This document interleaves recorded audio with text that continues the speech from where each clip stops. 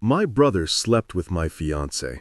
My family forgave them and tried to reunite us, but my final decision left them in shock forever. My brother Dylan and I were close in that competitive two boys under one roof kind of way. He was a year younger than me, and we'd always been compared to each other.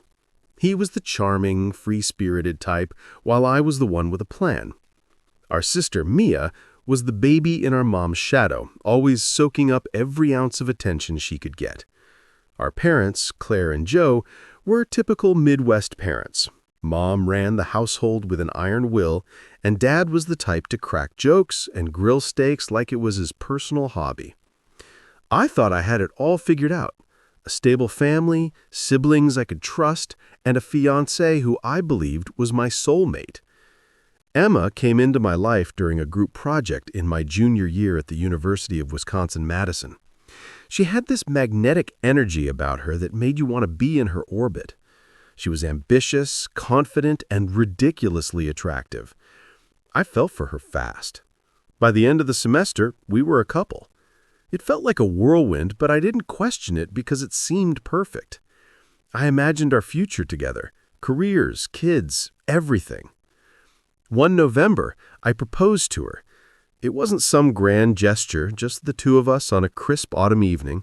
She said yes, and we started planning our wedding for the following summer. It felt like the beginning of the life I'd always dreamed of. And then, it all imploded. In March, I had a random slow Friday at work.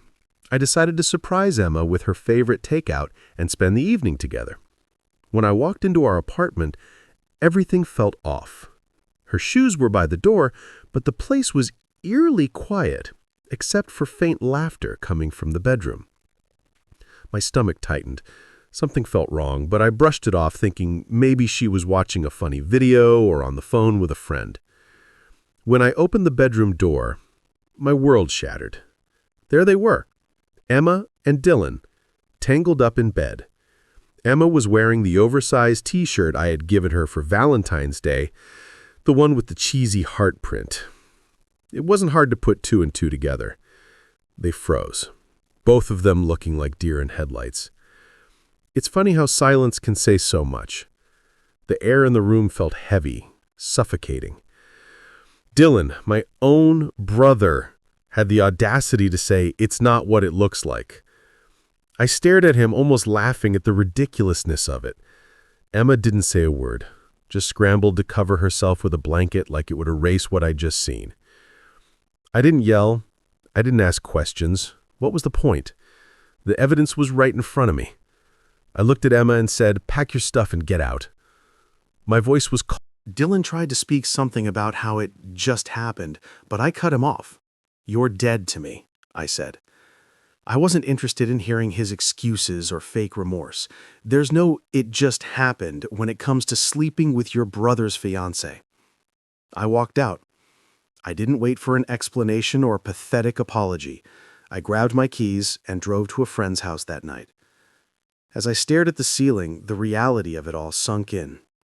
My fiancée, the woman I planned to marry, and my brother, someone I trusted, had betrayed me in the worst way possible.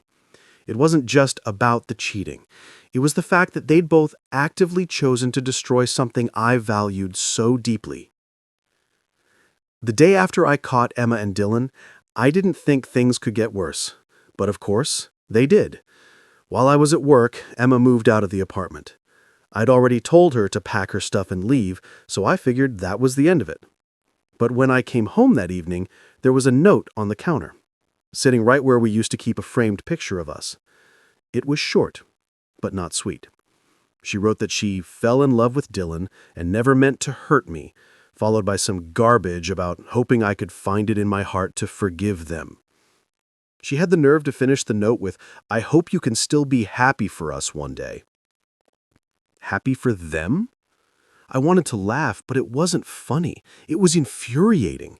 I crumpled the note and tossed it in the trash. There was nothing left to say to her. The apartment felt eerily quiet without her stuff, but I didn't care. I wanted her out of my life as fast as possible.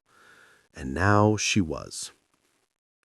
My family found out what happened within a few days. I didn't tell them. I'm guessing Emma or Dylan spilled the beans.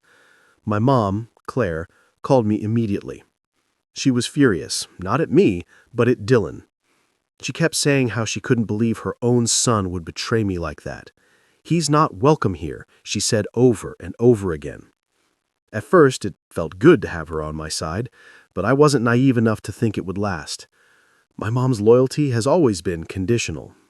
She's the type who prides herself on keeping the family together, even if it means sweeping massive betrayals under the rug. I figured it was only a matter of time before she started defending Dylan. My dad, Joe, was a different story.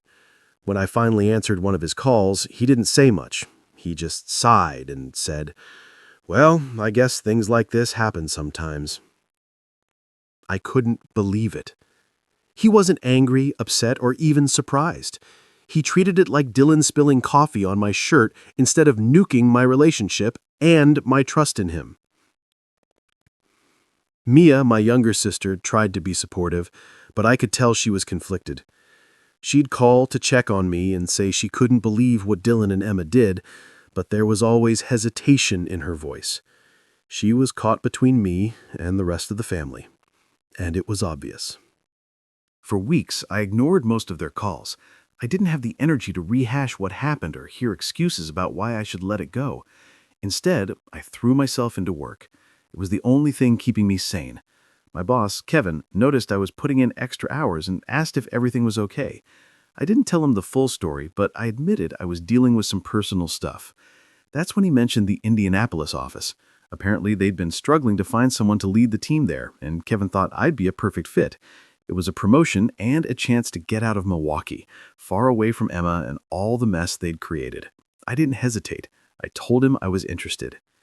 When I told my parents about the relocation, my dad just said, "Good for you. A fresh start might be what you need." My mom, on the other hand, acted like I'd announced I was moving to Mars. She cried and begged me to reconsider. "What about family dinners? What about Christmas? You can't just leave us behind, Alex," she said. I told her I wasn't leaving them behind. I was leaving Dylan behind. "He's not part of this family anymore," she said firmly. But I didn't believe her. My mom has a way of saying one thing and doing the exact opposite when it suits her. By July, my gut feeling was proven right. Dylan was back in the house. My mom called me one evening, casually dropping that they decided to let him come home for a while because he had nowhere else to go. She acted like it was no big deal, like she wasn't inviting the person who had betrayed me into her home while still expecting me to show up for Sunday dinners. I didn't even try to hide my anger. I told her it was a slap in the face, that she was choosing him over me. She tried to justify it, saying, "He's still my son. I can't turn him away." I snapped back, "Well, he's not my brother anymore, and I don't want anything to do with him." That's when she started her family unity campaign. She went on and on about how we needed to heal and move forward as a family. It was all code for, "Just forgive Dylan so I don't have to feel guilty about letting him back in." I wasn't having it. I told her plain and simple that I wasn't interested in healing or pretending things were okay. "You want unity? Then maybe stop rewarding the person who blew everything apart," I said before hanging up. After that, I kept my distance. I was busy preparing for the move to Indianapolis. I found a place, packed up my apartment, and started fresh in a city where no one knew my family or my past. Leaving Milwaukee wasn't easy. I had good memories there, and part of me felt like I was letting Dylan and Emma win by leaving. But staying would have been worse. Every street, every restaurant, every shared memory, it all reminded me of what I'd lost. Moving was the only way to truly start over. By the time I left, I'd but cut ties with my family. I wasn't answering their calls or responding to their texts. Even Mia's attempts to stay neutral didn't matter anymore. They'd made their choice by letting Dylan back in, and I'd made mine by leaving them behind. I didn't know what the future would hold, but one thing was clear. I was done being the good son who always put family first. From now on, I was putting myself first. By September, I had gotten comfortable with my new life in Indianapolis. Cutting ties with my family had been the best decision I'd made, even if it wasn't an easy one. Work was going well, I'd started to make some new friends, and the distance from all the chaos was exactly what I needed. Then, my mom, Claire, called me. It was her birthday coming up, and she wanted me to come home to celebrate. I hesitated. My relationship with her had been strained ever since she let Dylan back into the house. But she kept pushing, saying it would be just the immediate family and that she missed me. Against my better judgment, I agreed. The drive to my parents' house was long, giving me way too much time to second-guess my decision. I told myself I was doing this for my mom, even if she had disappointed me. Maybe it wouldn't be so bad if it was just her, my dad, and Mia. When I pulled up to the house, I immediately knew something was off. There were way too many cars parked outside. My stomach dropped when I spotted Dylan's car in the driveway. My hands gripped the steering wheel as I debated turning around, but I didn't want to give my mom the satisfaction of bailing. I decided to walk in, keep it short, and leave as soon as possible. As soon as I stepped through the door, my mom greeted me with a big smile, acting like nothing had ever happened. "Alex, I'm so glad you came," she said, pulling me into a hug. Her energy was over the top, like she was trying to smooth things over with sheer force of will. I glanced around the living room, and there they were, Dylan and Emma, sitting on the couch like they didn't have a care in the world. Emma even had the nerve to laugh at something Mia said as I stood there, frozen in disbelief. "Why are they here?" I asked, my voice low but sharp. Before my mom could answer, she grabbed my arm and ushered me further into the house. "Let's talk in the living room," like that would somehow make this less awful. When we got to the living room, my mom started her usual spiel about healing and family. She sat me down and launched into this speech about how Dylan and Emma made a mistake, but they're truly sorry and it was time to move forward as a family. Dylan, ever the shameless one, chimed in with, "I'm sorry, man, it just happened." He said it like he'd spilled coffee on my shirt instead of nuking my entire life. Emma followed up with, "We never meant to hurt you," which sounded even more ridiculous coming from her. She wasn't even trying to look remorseful. I stared at them, trying to figure out if they actually believed their own nonsense. The fact that they thought this was even remotely fixable was almost laughable. I leaned forward, looked Dylan dead in the eye, and said, "You're a pathetic excuse for a brother." Then I turned to Emma and said, "And you, I hope he cheats on you too. You deserve each other." The room went dead silent. My mom started to say something, but I didn't give her the chance. I stood up, looked her square in the eye, and said, "Enjoy your golden boy. Don't call me again." As I walked out, I could hear my mom trying to calm everyone down, saying something about how I'd come around eventually. Dylan didn't say a word, and Emma just sat there. My mind was racing. How could my mom think this was okay? How could she expect me to forgive and forget like this was some minor disagreement instead of a betrayal that ripped my life apart? I spent the rest of the day trying to cool off, but I couldn't shake the anger. I kept replaying this scene in my head, wishing I'd said even more. Part of me wanted to call my mom and unload everything I was feeling, but I knew it wouldn't make a difference. She'd already made her choice when she welcomed Dylan and Emma back into her life. That night, I blocked her number. I blocked Dylan's too. Even though he hadn't reached out in months, I figured it was only a matter of time before he or Emma tried to clear the air again, and I didn't want to deal with it. For the next few weeks, I kept to myself. Work became my escape, and I threw myself into every project I could find. My coworkers probably thought I was just super dedicated, but the truth was, I didn't know how else to channel my frustration. I stopped checking social media too. Seeing pictures of my family would only remind me of what happened, and I didn't need that kind of negativity. I told myself I was better off without them, but it still stung to know that the people I once trusted most had let me down so completely. Eventually, I started to feel a little better. The distance was helping, and I was slowly rebuilding my life. I told myself that I didn't need them, that I could create my own version of family with people who actually cared about me, but deep down, I knew this wasn't over. My mom wasn't the type to give up easily, and I had a feeling she'd find another way to drag me back into the drama. For now, though, I was content to keep my distance and focus on myself. Let them have their family unity. I'd rather be alone than surrounded by people who didn't value me. If they wanted to live in denial about what Dylan and Emma had done, that was their choice. I wasn't going to be a part of it. I didn't know what the future held, but one thing was certain. I was done letting them dictate my life. From now on, I was living on my own terms. By January, life in Indianapolis had become everything I hoped it would be.